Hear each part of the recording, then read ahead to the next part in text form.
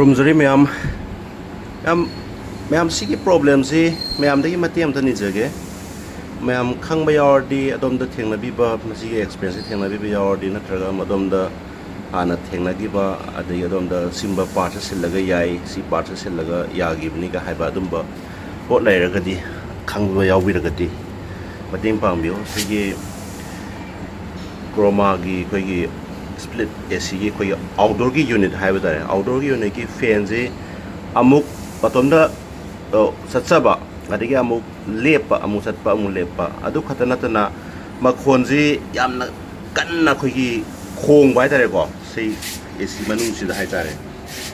खोंगा मखोन से अमुक हाइगतना अमुक कनबा अमुक तप्पा तौबा अदु मोगी एसी की सेम्बर टेक्नीशियन सिंग लागा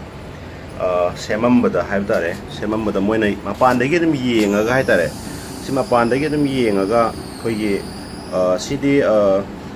पार्ट सिदा यादा माले हायरागा चटखिबा हांगदोक खतोदुमदि येंगदबा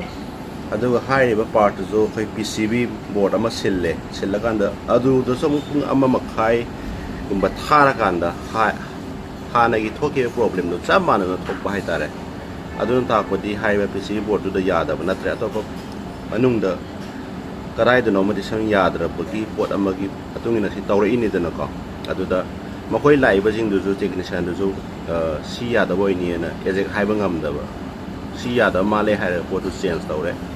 तौरकांदजु हाय प्रॉब्लम सेम थोक पाइतारे अदु थमजनिंग जे मयामदा थेंगनगिबा प्रॉब्लम हायतारे ngange बातोनको मखोजा मु ngangi अमुक तपथै अदगी अमुक पेंजे अमुक लेपि अदि मनुंगी खोई एसी कोई यूनिट मनुंगी इंडोर की यूनिट है तारे को अदु दुदा सुदम कोई E2 एरर लाक पाइ तारे को ममांगदा अदु खुजि को लाक खिद्रे अदु इता दु सिगी पोसे मतो नमु खोंगी मतो नमु कनो तौगनी ऑन तौजगनी अमु मतो नमु लेपगनी अम तौले हंजन सानना बाय तारे अदुगा कनो तौबा है तारे ने कोई पोसे मतो नमु लेप सि पोसे कोइना ऑफ तौरगा ऑन तौर साना सुम लै बाय तारे प्रॉब्लम जो मखन मखन थोक पाइ तारे अदा मयामना सी पोसे ए हदुदि पीसीबी नते सी पोसबंगदा कंप्रेसर जनी नत्रगा अतोपा पार्ट समाय तौबदगी या दि है तो खंगबा अदगी खंगबिबा अदगी वीडियो से यंगबिबदा होगी